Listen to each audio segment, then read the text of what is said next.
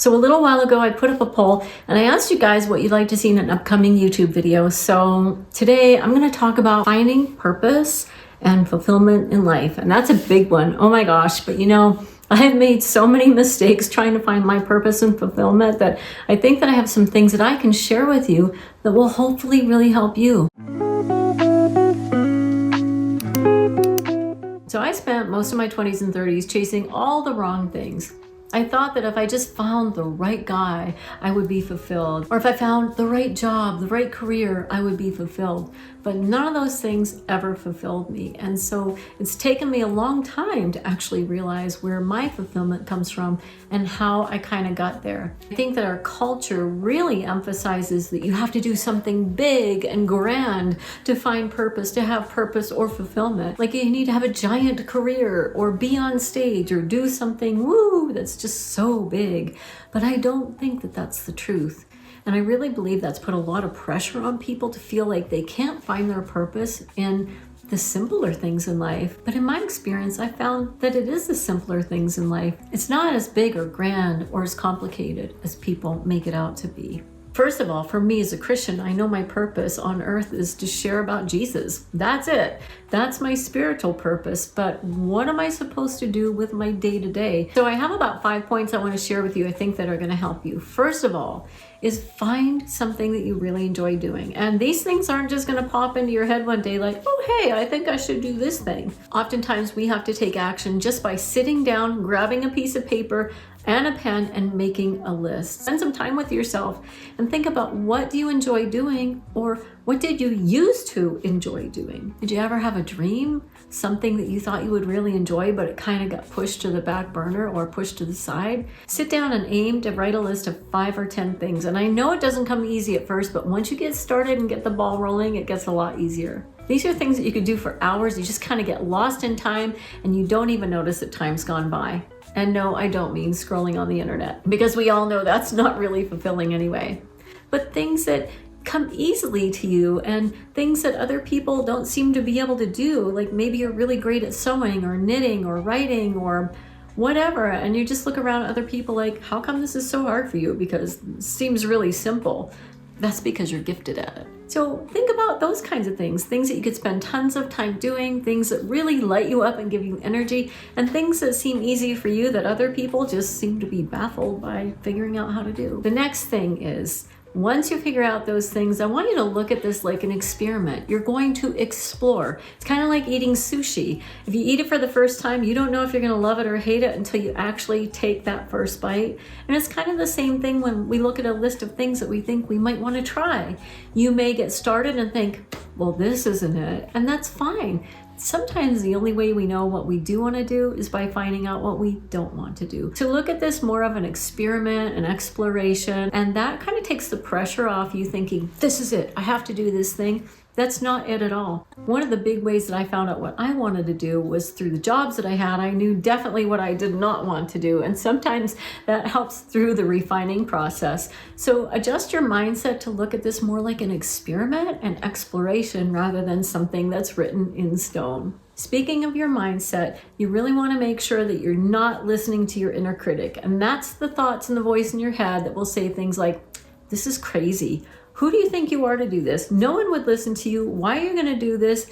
Just, you know what? Just forget it. Just forget it. Because your inner critic is a liar. And so you need to recognize that those thoughts and those feelings will come as you step outside your comfort zone to try something new or to go a little bit further than you've gone before. And you just have to turn down the volume on that and say, not today. I ain't listening to that stuff. And what I've found in life, and not just for myself, but with other people too, is that the friends and family that you think are going to be the most supportive are the ones that say those kinds of things to you too. You're crazy. Why are you doing this? Oh my gosh, you can't make that work. You know what? You should just forget about it and go back to life, normal life. I thought of this today and I want to share this with you. I think it's really good. You want to surround yourself with people who will encourage and support you to dream and think bigger than they will dream and think for themselves. That was a mouthful. But it's so true. There is an analogy of crabs in the bucket, and you might have heard it already, but if you put crabs in a bucket and one of them tries to get out of the bucket, the other crabs down there will pull it back And sometimes that's the way it is with people in your life. They don't want you to leave that bucket. They want you to stay right where they are for whatever reason. But you've got to recognize that when you try to crawl out of the bucket in life, there will be crabs down there that try to pull you back in. So if you recognize that, you won't be so disappointed, and you'll also understand that when people try to talk you out of it, sometimes it's not for your own good, but it's because they're not comfortable seeing you leave the bucket. And here's something else too. You've got to believe in the value of what you want to do. You've got to see the value in being a mom or being a writer or speaking on stage or whatever it is that you want to do, no matter how big or no matter how simple. I don't think there's anything as a small purpose. Everybody has a role in life to play. Everybody has something that they do and want to do. But if you find those things that really give you joy inside and light you up and you love doing them, then who cares what anybody else thinks? You are the one that needs to find value in it. See, we kind of live in two worlds. One is intrinsic on the inside and the other is extrinsic, what's happening outside of us. And what we just talked about are those voices on the outside going, oh, you're crazy, you can't do this is a bad idea, blah, blah, blah. And you might have even heard that already.